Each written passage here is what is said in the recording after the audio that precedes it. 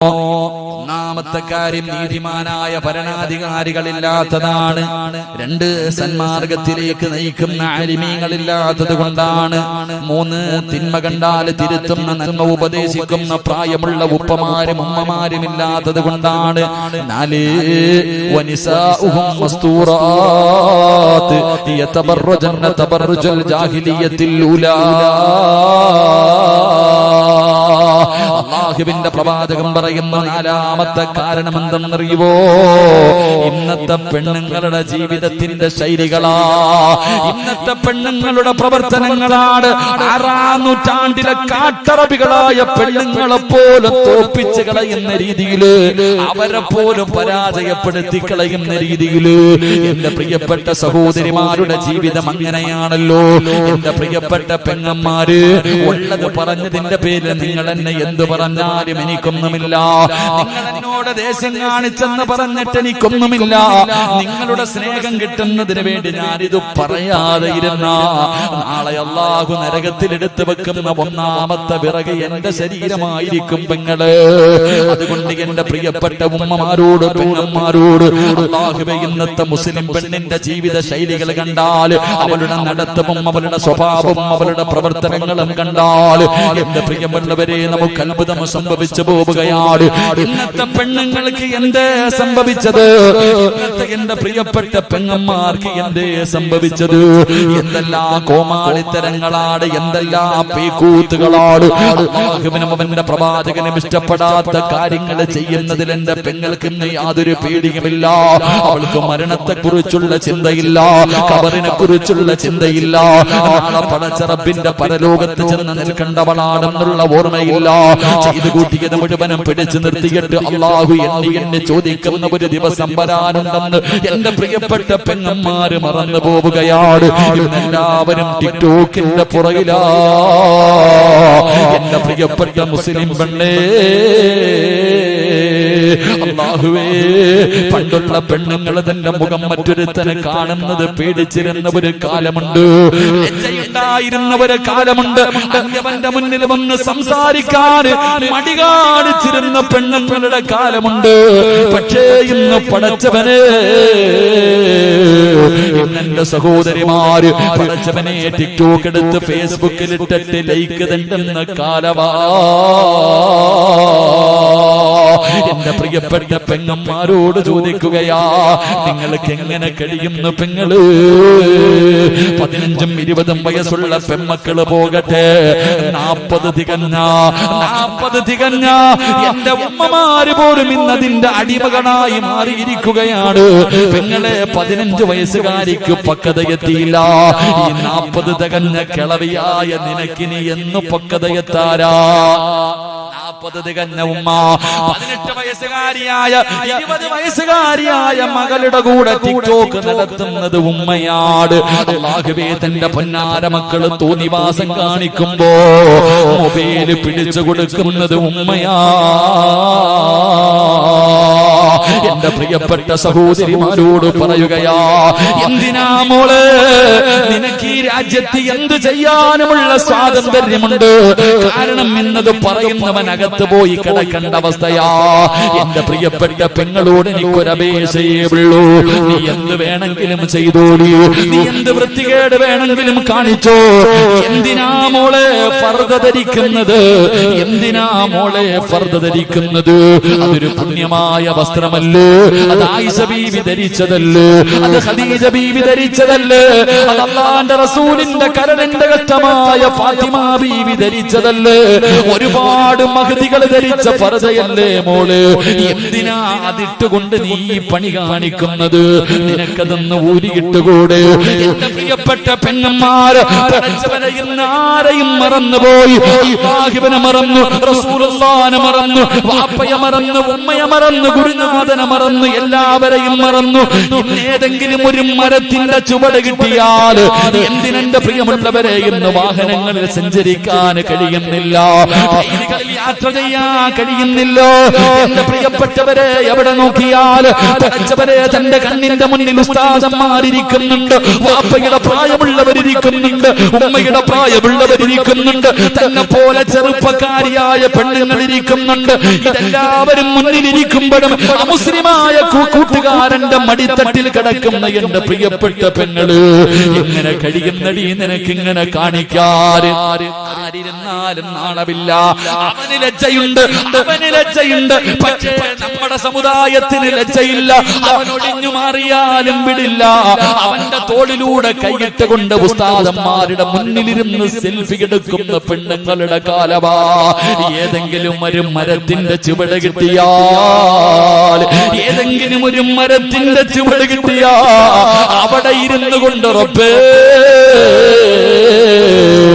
തന്റെ വികാരം തീർക്കുന്ന പെണ്ണുങ്ങളുടെ കാലമാ.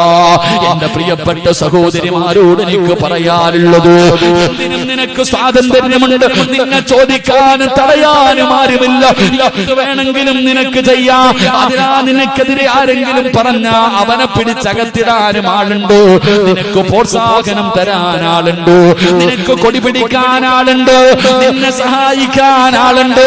പക്ഷേ ഇങ്ങനെ നടക്കുന്ന പെണ്ണുങ്ങളോട് എനിക്ക് പറയാറുള്ളത്, ഒരു ദിവസം നിനക്ക് വരുമ്പോ നീ ഇവരെ എല്ലാവരെയും വിളിക്കണം മോള്. ഇതെല്ലാം കഴിഞ്ഞിട്ട് ഇന്ന് നിന്റെ കൂടെ എല്ലാവരുമുണ്ട്. പക്ഷേ ഒരു ദിവസം നിന്റെ കണ്ണിന്റെ മുന്നിലേക്ക് മലക്കുൽ മൗത്ത് അസ്റായീൽ ഫകസഫിനാ അൻക ഇതാക ഫബസറുക അൽയൗമ ഹദീദ്. നിന്റെ കണ്ണിന്റെ മുന്നിലേക്ക് മലക്കുൽ മൗത്ത് അനുയായികളും ഇറങ്ങി വരും. അവർ പറയും കൊണ്ടുപോകാമെന്നതാടി, നിന്നെ റൂഹ് പിടിക്കാമെന്നതാണ്. വിളിക്ക് കൊടി പിടിച്ചവര്, പ്രോത്സാഹനം തന്നവര്, കൂടെ നടന്നവര്, സൈർ ചെയ്തവര്, നിനക്ക് ലൈക്ക് തന്നവര് എല്ലാവരെയും വിളിക്കില്ല. പടച്ചവനെ ആ മരണത്തിന്റെ രംഗം ഇങ്ങനെ കടന്നു വരുമ്പോ അതാ അവരുകൾ പറയുന്നു, കല്ലാ ഇദാ ബലഗത്തി തറാഖിയ വകീല മൻ റാഖ വظن أنه الفراق والتفت الساق بالساق إلى ربك يومئذ المساق. മലക്കുകൾ പറയുന്ന ദിവസം ആര് വരുമടി നിന്നെ രക്ഷിക്കാൻ? ആ മരണത്തിൽ നിന്ന് രക്ഷിക്കാൻ ആരാ നിനക്ക് വരുന്നത്? ഇതെല്ലാം കഴിഞ്ഞിട്ട് നാളെ ഇന്നിങ്ങനെ നടക്കുമ്പോ അള്ള നിന്നെ ഇങ്ങനെ വെറുതെ വിട്ടിരിക്കുകയാണ്. ഓന്തോടിയാൽ എവിടെ വരെ ഓടും പെണ്ണ്, നീ പോയാൽ എവിടെ വരെ പോകുമടി? ഈ ഓട്ടത്തിനൊരവസാനമുണ്ട്. അള്ള പറയുകയാ, അള്ള പറയുകയാ, വത്തഖൂ യൗമൻ തുർജഊന ഫീഹി ഇലല്ലാഹ്. എവിടെ പോയാൽ ഒരു ദിവസം നീ എന്റെ മുന്നിൽ തിരിച്ചു വരുമടി. നീ എവിടെ പോയാൽ നാളെ എന്റെ മുന്നിൽ വന്ന് നിൽക്കുന്ന ഒരു ദിവസം നിനക്ക് വരാനുണ്ട്. അതുകൊണ്ട് പെങ്ങളോട് പറയുകയാ, ഇന്നെല്ലാ ഫ്രണ്ട്ഷിപ്പാണ്. ഇവന്റെ കയ്യിൽ പിടിച്ചാലും കുറ്റം പറയാ പാടില്ല. ഇന്നലക്ക് കൂട്ടുകാരാണ്. പെങ്ങളെ വ്യഭിചാരമെന്ന് പറഞ്ഞാൽ ആണും പെണ്ണും കിടപ്പറയിൽ കിടന്ന് ശാരീരികമായി ബന്ധപ്പെടുന്നതിന് മാത്രമല്ല വ്യഭിചാരമെന്ന് പറഞ്ഞത്. അല്ല വ്യഭിചരിക്കരുതെന്നല്ല പറഞ്ഞത്. വലാ തഖ്റബുസ്സിനാ ഇന്നഹു കാന ഫാഹിശാ. വ്യഭിചരിക്കരുതെന്നല്ല പറഞ്ഞത്. നിങ്ങൾ അടുക്കല്ല്, നിങ്ങൾ അടുക്കല്ല്. അവന്റെ കയ്യിൽ പിടിക്കുന്നത് വ്യഭിചാരമാണ്. അവനെ കാണുന്നത് വ്യഭിചാരമാണ്. അവനോട് സംസാരിക്കുന്നത് വ്യഭിചാരമാണ്. അവൻ പറയുന്നത് കേൾക്കുന്നത് വ്യഭിചാരമാണ്. അവനെ കുറിച്ച് ചിന്തിക്കുന്നത് വ്യഭിചാരമാണ്. ഇത് വ്യഭിചാരമാണ്, വ്യഭിചാരമാണ്. ഇങ്ങനെ വ്യഭിചരിക്ക് നടക്കുന്നവന്റെ ആയുസ് കുറവാണ്. ഇങ്ങനെ വ്യഭിചരിച്ച് നടക്കുന്നവന്റെ ആയുസ് കുറവാണ് പൊന്നുമോനെ. അതുകൊണ്ട് എന്റെ പ്രിയപ്പെട്ട പെങ്ങന്മാരോട് പറയുകയാ, അഹങ്കാരം കുറയ്ക്ക് പെണ്ണേ, ഒന്ന് താഴെ ഇറങ്ങടി പൊന്നുമോളെ. 50 വയസ്സുള്ള നിന്റെ ഉമ്മ ചെയ്യാത്ത പാപം ഈ 18 വയസ്സിന് നീ ചെയ്തില്ലേ പൊന്നുമോള്? 20 വയസ്സുള്ള 25 വയസ്സുള്ള പെങ്ങളോട് ഞാൻ ചോദിക്കുകയാ, നിന്റെ ഉമ്മയുടെ ഉമ്മ 60 വയസ്സ് 70 വയസ്സ് വരെ ജീവിച്ചവരാ. നിന്റെ അടുക്കൽ എത്രയോ പ്രായം ചെന്ന ഉമ്മ ഇരിപ്പുണ്ട്. ആ ഉമ്മ 60 കൊല്ലം കൊണ്ട് ചെയ്യാത്ത പാപം മോളെ നിന്റെ ഈ ചെറിയ പ്രായത്തിൽ ചെയ്ത് കളഞ്ഞില്ലേടി. ഇനിയെങ്കിലും നിനക്കൊന്ന് നന്നായിക്കൂടെ? ഇനിയെങ്കിലും ഇതെല്ലാം ഒന്ന് നിർത്തിക്കൂടെ? യുവത്വത്തോട് എനിക്ക് പറയാറുള്ളത്, എന്റെ പെങ്ങന്മാരോട് എനിക്ക് പറയാറുള്ളത്, അല്ലാഹുവിന്റെ പ്രവാചകന് 3 വിഭാഗം പെണ്ണുങ്ങളെ ശപിച്ചിരിക്കുകയാ. അല്ലാഹുവിന്റെ റസൂൽ അവിടെന്ന് പറഞ്ഞു, സ്വഹാബാ 3 വിഭാഗം പെണ്ണുങ്ങളെ അല്ലാഹു ശപിച്ചിരിക്കുകയാ. അവൾ അല്ലാഹുവിന്റെ ശാപം കിട്ടിയവളാ, അവൾ അല്ലാഹുവിന്റെ ശാപം കിട്ടിയവളാ. അല്ലാഹു ശപിച്ചാ നന്നാകുവോ മോളെ?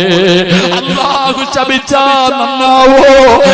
ശപിച്ചവനാണ് ഇബ്ലീസ്. അവന്റെ അവസ്ഥ എന്താണെന്ന് എനിക്കും നിങ്ങൾക്കും അറിയാമല്ലോ. അതുകൊണ്ട് അല്ലാഹു ശപിച്ച 3 വിഭാഗം പെണ്ണുങ്ങളുണ്ട്. അതിലെ ഒന്നാമത്തെ വിഭാഗമാരാ?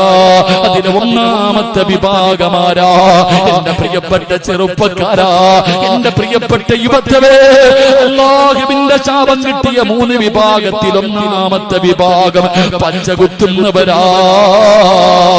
ഇന്ന് പച്ചകുത്തുന്നത് ഒരു വല്ലാത്ത ട്രെൻഡാണല്ലോ. ശരീരത്തു പച്ചകുത്തുന്നത് ഇന്ന് വല്ലാത്ത ട്രെൻഡാണല്ലോ. നേരത്തെ ആണുങ്ങൾ മാത്രമാണ് ചെയ്തതെങ്കിൽ ഇന്ന് പെണ്ണുങ്ങളിലേക്കും കടന്നു വന്നിരിക്കുകയാ. അവളുള്ള വീട് നേരെയാകൂല. അല്ലാഹുവിന്റെ ശാപം കിട്ടിയവളുള്ള വീട്. റസൂലുള്ളാഹി പറയുകയാണ്, നിന്റെ ഭാര്യയുണ്ടോ, നിന്റെ മക്കളുണ്ടോ, നിന്റെ കൂടപ്പിറപ്പുണ്ടോ, അല്ലാഹു ശപിച്ച 3 വിഭാഗത്തിൽ നിന്റെ വീട്ടിലെ ഏതെങ്കിലും ഒരു പെണ്ണുണ്ടോ? റസൂലുള്ളാഹി പറയുകയാ, പച്ചകുത്തുന്നവരെ അല്ലാഹു ശപിച്ചിട്ടുണ്ട്. രണ്ടാമത്തെ വിഭാഗം ആരെന്നറിയോ? ചെറുപ്പക്കാരാ, നീ ചോദിക്കുമല്ലോ, ഉസ്താദേ എന്ത് ചെയ്തിട്ടും ഞാൻ എന്തേ നേരെയാകാത്തത്? ഞാനെന്ത് കച്ചവടം ചെയ്താലും പൊളിയുന്നല്ലോ, എന്തെല്ലാം ഉണ്ട് ഉസ്താദേ, പറക്കത്തില്ലല്ലോ, വയറ് നിറയുന്നില്ലല്ലോ, തൃപ്തിപ്പെടാ കഴിയുന്നില്ലല്ലോ. എന്റെ ചെറുപ്പക്കാരാ, വീട്ടിൽ പോയിട്ട് നോക്കടാ. അല്ലാഹുവിന്റെ റസൂൽ പറയുന്നു, പടച്ച റബ്ബ് ശപിച്ച രണ്ടാമത്തെ വിഭാഗമാരാ?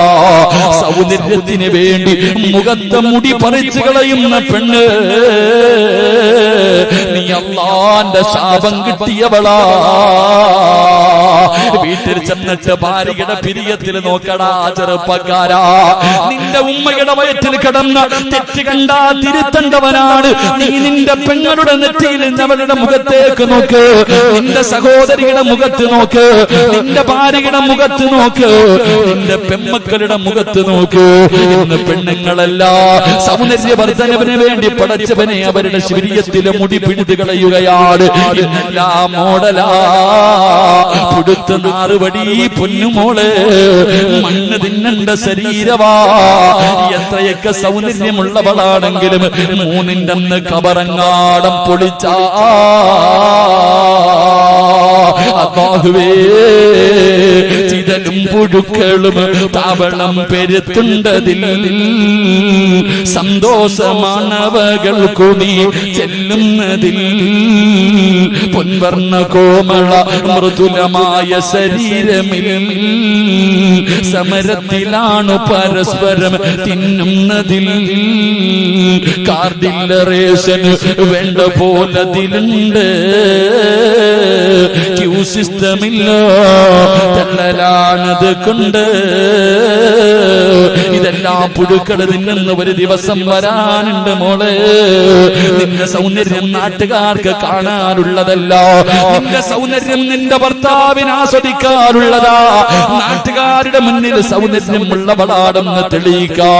തന്റെ മുഖത്തിലെയും തന്റെ പെരിയത്തിലെയും മുടി പിഴുത് കളയുന്ന ഉമ്മമാരെ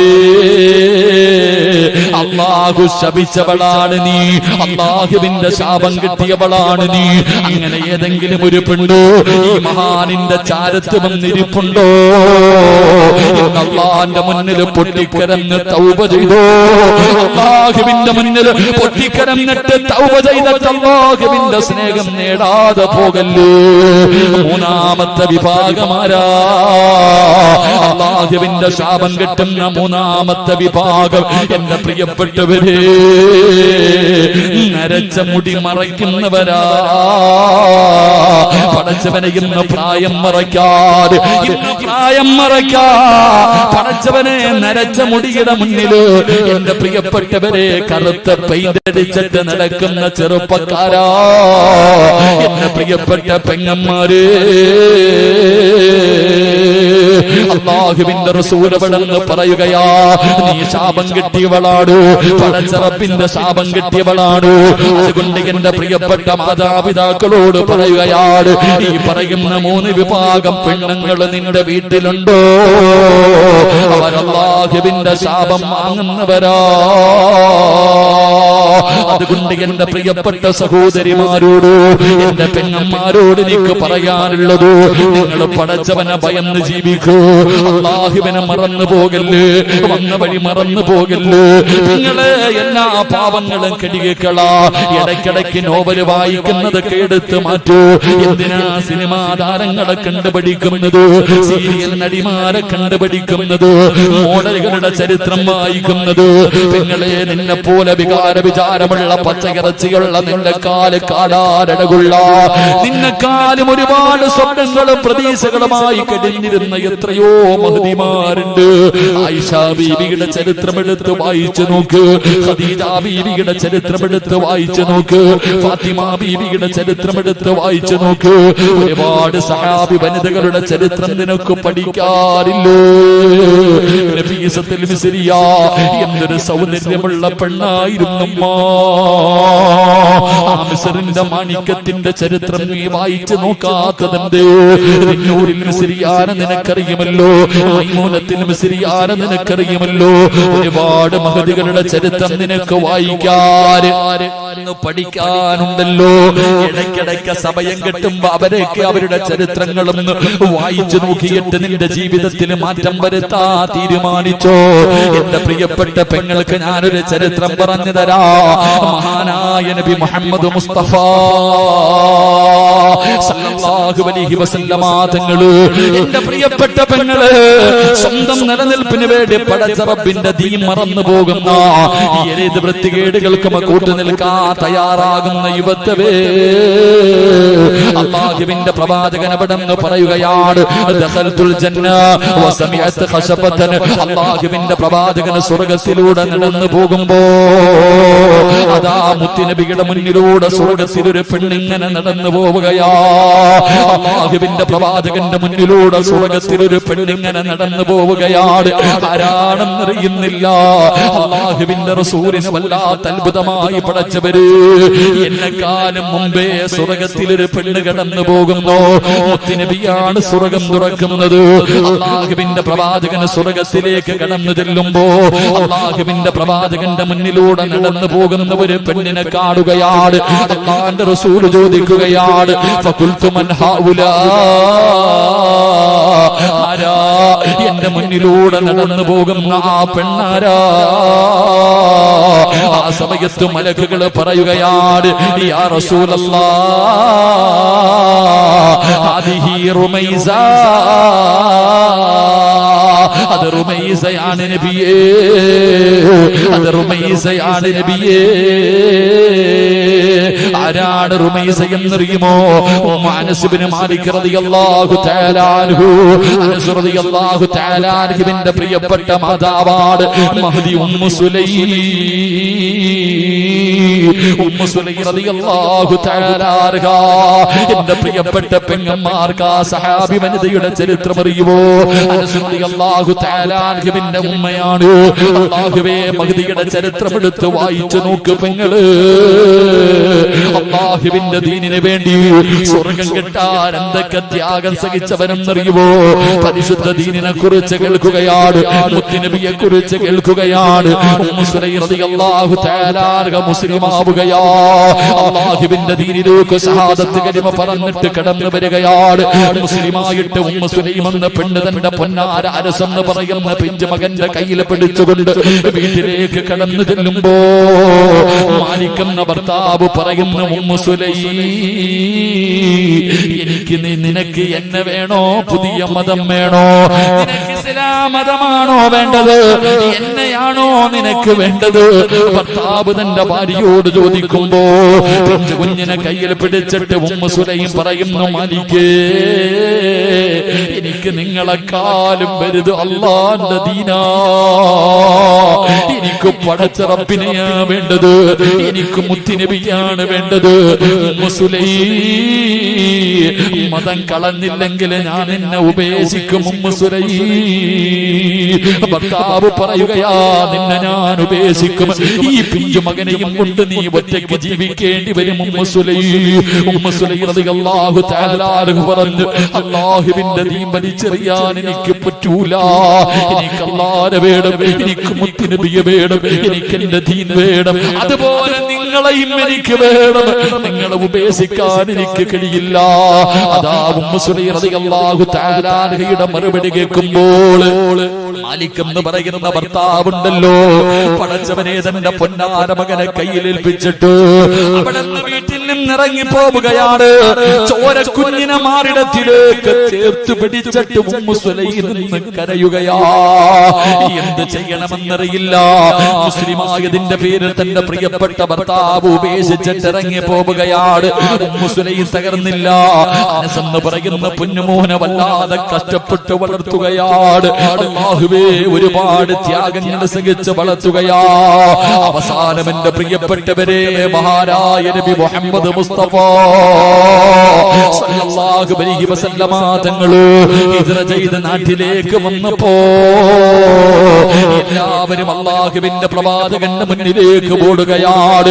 ഈ പ്രപഞ്ചം തന്നെ സൃഷ്ടിക്കാൻ കാരണക്കാരനായ മുത്തുനബി മുഹമ്മദ് മുസ്തഫ സല്ലല്ലാഹു അലൈഹി വസല്ലമ തങ്ങളെ കാണുമ്പോ എല്ലാവരും സമ്മാന പൊതിയുമായിട്ട് ഓടുകയാണ്. മുത്തുനബിയുടെ കയ്യിൽ കൊണ്ടുപോയി സമ്മാനം കൊടുക്കുമ്പോ ഉമ്മു സുലൈം റളിയല്ലാഹു തആല വീടിന്റെ അകത്തിരുന്ന് കരയുന്നു, അല്ലാഹ്, എന്റെ കയ്യിലൊന്നുമില്ലല്ലോ റബ്ബേ, മുത്തുനബിക്ക് കൊടുക്കാ, ലോകത്തിന്റെ നേതാവിനെ കൊടുക്കാ. കണ്ടിരുന്ന ആദ്യമായിട്ട് മുത്തുനബിയെ കാണുമ്പോ കൊടുക്കാ, തന്റെ കയ്യിലൊന്നുമില്ലല്ലോ. ഉമ്മു സുലൈം വീടിന്റെ അകത്തിരുന്ന് കരയുകയാണ്. എന്നിട്ട് തന്റെ പൊന്നാര മകനെയുണ്ടല്ലോ, അനസ് എന്ന് പറയുന്ന 10 വയസ്സുള്ള തന്റെ പൊന്നാര മകനെ ഒരുക്കുകയാണ്.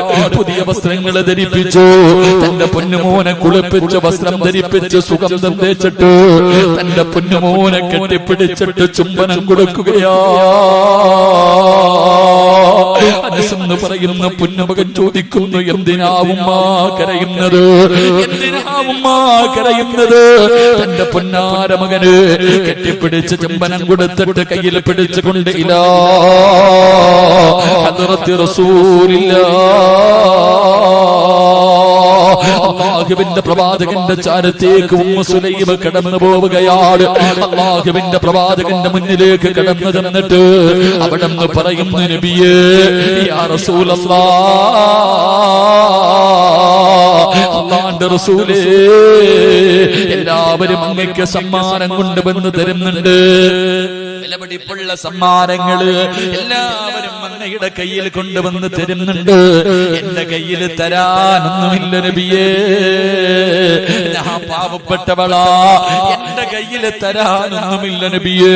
എനിക്ക് ലോകത്തിലെ ഏറ്റവും ഇഷ്ടം അല്ലാഹുവും അവന്റെ പ്രവാചകനും കഴിഞ്ഞാൽ എനിക്കിന്ന് ലോകത്തിൽ ഏറ്റവും ഇഷ്ടപ്പെട്ടത് എന്റെ പൊന്നുമകൻ അനസിനെയാണ് നബിയേ. എനിക്ക് ഏറ്റവും ഇഷ്ടപ്പെട്ടത് എന്റെ 10 വയസ്സുള്ള പൊന്നുമോനെയാ. അങ്ങയുടെ കയ്യിൽ തരാൻ എന്റെ കയ്യിലൊന്നുമില്ല. 10 വയസ്സുകാരനായ അനസ് എന്ന് പറയുന്ന പൊന്നുമോനെ മുത്തുനബിയുടെ കയ്യിൽ കൊടുത്തിട്ട് പറയുന്നു, യാ റസൂലല്ലാഹ്, ഇവനെ എടുത്തോ നബിയേ, എന്റെ പൊന്നുപോലെ എടുത്തോ നബിയേ. അങ്ങയുടെ ചെരുപ്പെടുത്ത് തരാൻ, അങ്ങക്ക് വെള്ളമെടുത്ത് തരാൻ, അങ്ങക്കൊരു സാധ്യമായിട്ട് എന്റെ പൊന്നുമകനെ എടുത്തോ നബിയേ. അനസ് എന്ന് പറയുന്ന 10 വയസ്സുള്ള 9.5 മാസക്കാലം ഗർഭം ചുമന്ന് മരണവേദനയുടെ വേദനയും പ്രസവിച്ച തന്റെ പൊന്നാര 10 വയസ്സുള്ള മകന് അല്ലാഹുവിന്റെ റസൂലിന്റെ കയ്യിലേക്ക് വെച്ച് കൊടുത്തിട്ട് ഈ ഉമ്മ പറഞ്ഞതെന്തെന്നറിയുവോ മോനെ അനസ്, നാളെ അല്ലാഹുവിന്റെ പരലോകത്ത് വെച്ച് കാണുമ്പോ ഈ ഉമ്മാനെ നീ കയ്യിൽ പിടിച്ച് സ്വർഗത്തിൽ കൊണ്ടുപോകണേ അനസ്, എന്നെ നീ സ്വർഗത്തിൽ കൊണ്ടുപോകണേ അനസ്. അല്ലാഹുവിന്റെ റസൂലിന്റെ കയ്യിലേക്ക് തന്റെ പൊന്നുമകന്റെ കൈ പിടിച്ച് കൊടുത്തെന്ന് ചരിത്രം പറയുമ്പോ അല്ലാഹു ഇഷ്ടപ്പെട്ട ഒരു മഹാനിന്റെ ചാരത്ത് കടന്നു വന്ന എന്റെ പ്രിയപ്പെട്ട ഉമ്മ പെങ്ങന്മാരോട് ചോദിക്കുകയാ, ആ ഉമ്മ സുലൈം കിടക്കുന്ന സ്വർഗമുണ്ടല്ലോ, ആ സ്വർഗത്തിൽ കിടക്കുന്നത് പോയിട്ട്, ആ സ്വർഗം ചോദിക്കുന്നത് പോയിട്ട്, ആ സ്വർഗമെന്ന് കാണുന്നത് പോയിട്ട്, ആ സ്വർഗത്തിന്റെ പരിമളം 500 വർഷത്തെ വടിദൂരം വരെ അടിച്ചു വീശുമ്പണ്ട്. അന്ന് ശ്വസിക്കാ, അതൊന്ന് ശ്വസിക്കാ നമുക്ക് അർഹതയുണ്ടോ പെങ്ങള്? അതുകൊണ്ട് എന്റെ പെങ്ങളോട് പറയുകയാ, അഹങ്കാരമൊക്കെ മാറ്റുമോളെ, എപ്പോഴെവിടെ വെച്ചാണ് മരണം വരുന്നതെന്നറിയില്ല. അതുകൊണ്ട് എന്റെ പ്രിയപ്പെട്ടവരോട് എനിക്ക് പറയാറുള്ളത് ഞാൻ നിർത്തുകയാണ്. ഇന്നലെ കണ്ടവനെ എന്ന് കാണാത്ത ദുനിയാവാ. നമുക്കൊക്കെ ഒരു ചിന്തയുണ്ട്, നമുക്കൊന്നും രോഗമില്ലല്ലോ, ക്യാൻസർ ഇല്ലല്ലോ, ട്യൂമർ ഇല്ലല്ലോ, കിഡ്നി തകർന്നിട്ടില്ലല്ലോ, എനിക്ക് പ്രായമായില്ലല്ലോ, ഞാനിപ്പോഴെങ്ങും മരിക്കൂല, ഇനിയും ഒരുപാട് കാലം ജീവിക്കുമെന്ന ഒരു ധാരണ നമുക്കുണ്ട് മുസ്ലിമേ. എങ്കിലാരാ പറഞ്ഞത്, എങ്കിലാരാ പറഞ്ഞത് തുഅമ്മീലു ഫിദ്ദുനിയാ തവീലൻ വലാ തദ്രീ إلى جنة ليل هل يسوء إلى الفجر وكم من صحيح مات من غير علة وكم من مريض عاش دهرا لا تجري.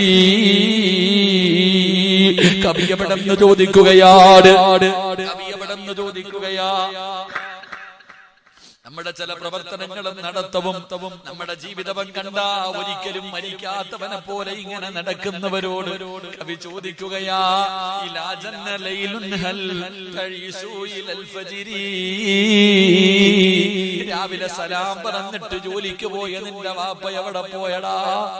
രാവിലെ ജോലിക്ക് പോകുവാണെന്ന് പറഞ്ഞ് കെട്ടിപ്പിടിച്ച് ചുംബനം തന്നിട്ട് ജോലിക്ക് പോയ നിന്റെ വാപ്പ എവിടെ പോയി?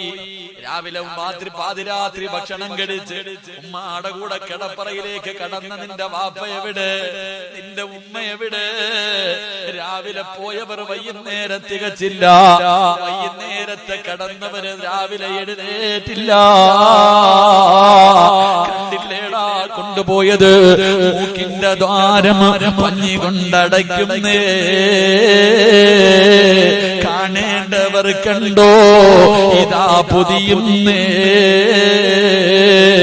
മയ്യത്തുകട്ടിൽ തോളിലേക്കുയരുന്നേ,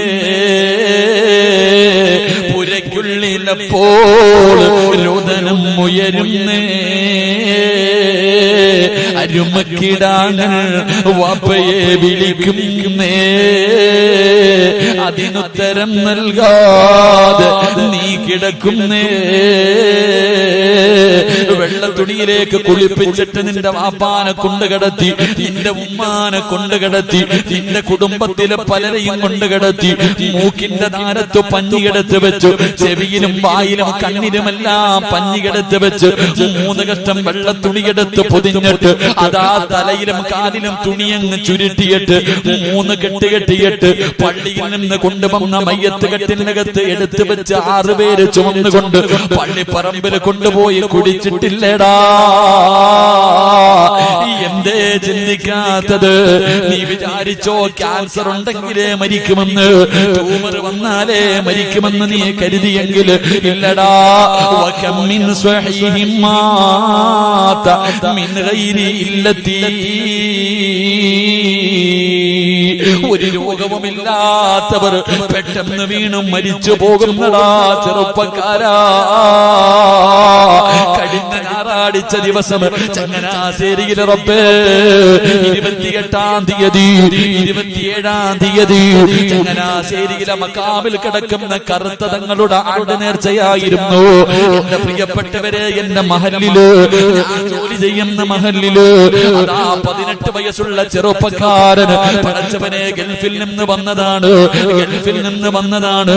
തന്റെ പൊന്നാര മകനെ കൊണ്ടുവന്ന് വിട്ടിട്ട് വാപ്പ അങ്ങോട്ട് പോയതേ ഉള്ളൂ. ഒരു ദിവസമേ കഴിഞ്ഞുള്ളൂ. 18 വയസ്സുള്ള പൊന്നുമോ ഭക്ഷണം കഴിഞ്ഞിട്ട് കിടന്നതാ. സുബഹിക്ക് എഴുന്നേറ്റില്ല മോനെ. ചെന്ന് നോക്കുമ്പോ അവന്റെ ശരീരം തണുത്ത് വിറച്ചിരിക്കുകയാ. അവന് ക്യാൻസർ ഇല്ല, അവന് ട്യൂമർ ഇല്ല, ഒരു മാരക രോഗവുമില്ല. അവൻ അറ്റാക്ക് ഉണ്ടാകാ, കൊളസ്ട്രോൾ ഇല്ല, ബ്ലോക്ക് വന്നിട്ടില്ല.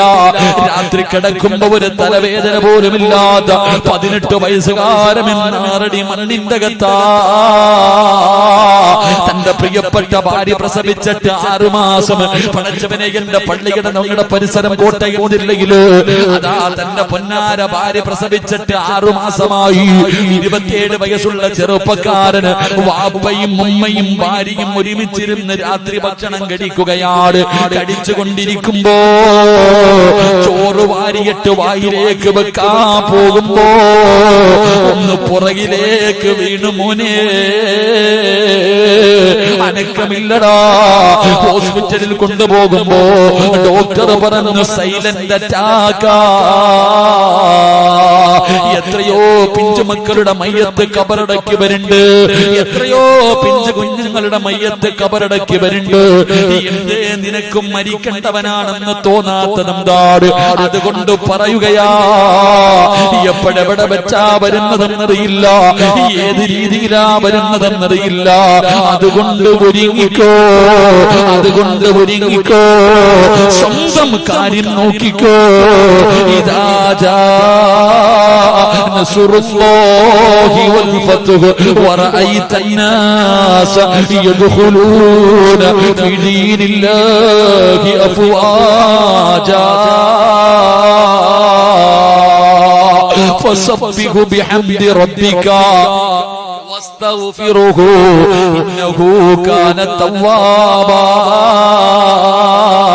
ഇത് മുത്തുനബിയുടെ മരണമെടുത്തു എന്ന് അല്ലാഹുവിന്റെ റസൂലിന്റെ മുന്നിൽ ജിബ്രീൽ വന്നറിയിച്ച ഒന്നാമത്തെ അടയാളമാ. അതുകൊണ്ട് എനിക്കും നിങ്ങളോട്, എന്റെ നഫ്സിനോടും നിങ്ങളോടും എനിക്ക് പറയാറുള്ളത്, പോകാ സമയമായി, ഈ ലോകം തകരാ സമയമായി. അതിന്റെ അഹങ്കാരമാ കാണുന്നത്. അല്ലാഹുവേ, അതിന്റെ മുമ്പുള്ള പ്രവർത്തനങ്ങളാ കണ്ടുകൊണ്ടിരിക്കുന്നത്. ഇതെല്ലാം ഇടിഞ്ഞു വീഴാറായി. വേണമെങ്കിൽ ഒരുങ്ങിക്കോ, വേണമെങ്കിൽ നന്നായിക്കോ, വേണമെങ്കിൽ പടച്ചറപ്പിന്റെ സ്നേഹം പിടിച്ചു പറ്റിക്കോ, എന്നിട്ട് രക്ഷപ്പെടാൻ നോക്കിക്കോ.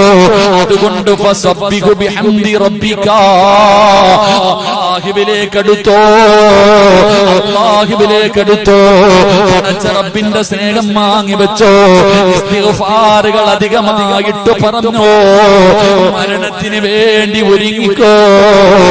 അതുകൊണ്ട് എന്റെ പ്രിയപ്പെട്ട പെങ്ങള്, ഭൂമിയിൽ ദുരന്തമുണ്ടാകാറുള്ള 4ാമത്തെ കാരണം എന്തെന്നറിയോ? എന്റെ പ്രിയപ്പെട്ട പെങ്ങന്മാരെ, എല്ലാ പെണ്ണുങ്ങളെയും ഞാൻ കുറ്റപ്പെടുത്തുന്നില്ല, ഞാൻ നിങ്ങളെ ആക്ഷേപിക്കുന്നില്ല. കാരണം നിങ്ങളുടെ കാലിന്റെ ചുവട്ടിലാ സ്വർഗം കിടക്കുന്നത്, ഉമ്മാന്റെ കാൽ ചുവട്ടിലല്ലേ സ്വർഗം കിടക്കുന്നത്. അതുകൊണ്ട് എന്റെ ഉമ്മ പെങ്ങന്മാരെ ഞാൻ അവഹേളിക്കുന്നില്ല, നിങ്ങളെ കുറ്റപ്പെടുത്തുന്നില്ല. പക്ഷേ നിങ്ങളിലെ ചില പെണ്ണുങ്ങളുണ്ട്, ഉണ്ടല്ലോ, അവരാറാം നൂറ്റാണ്ടിൽ ജീവിച്ചിരുന്ന കാട്ടറബികളുടെ കാലത്ത് ജീവിച്ചിരുന്ന പെണ്ണുങ്ങളെക്കാലം തരതാഴ്ന്ന ജീവിതമാ. യാതായിരുണ്ട യുഗമെന്ന് വിളിക്കുന്ന ഡാർക്ക് ഏജിലെ പെണ്ണുങ്ങളെക്കാല് കഷ്ടവാ.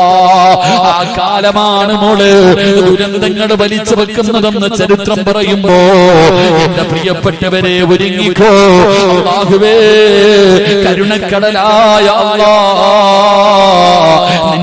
നിന്റെ അദാബുകളെ തൊട്ട്, നിന്റെ ദുരന്തങ്ങളെ തൊട്ട് നീ ഞങ്ങളെ കാക്കണേ അല്ലാഹ്, നീ ഞങ്ങളെ കാത്തിരക്ഷിക്കണേ അല്ലാഹ്. പടച്ചവന് ഞങ്ങളുടെ നാടുകള് പ്രകൃതി ദുരന്തങ്ങളെ തൊട്ട് നീ കാത്തിരക്ഷിക്കണേ റബ്ബേ. ഈ സദസ്സ് അതിനൊരു സബബാക്കണേ അല്ലാഹ്. എല്ലാവരെയും കാത്തിരക്ഷിക്കുമാറാകട്ടെ, നമ്മുടെ നാടുകളെയും അല്ലാഹു കാത്തിരക്ഷിക്കുമാറാകട്ടെ. എന്റെ പ്രിയമുള്ളവരെ, ദുരന്തങ്ങൾ ഉണ്ടാകാനുള്ള കാരണങ്ങൾ ഈ 4 കാരണങ്ങളാണ്. അല്ലാഹു പഠിക്കാനും മനസ്സിലാക്കാനും അല്ലാഹു ഭാഗ്യം നൽകുമാറാകട്ടെ.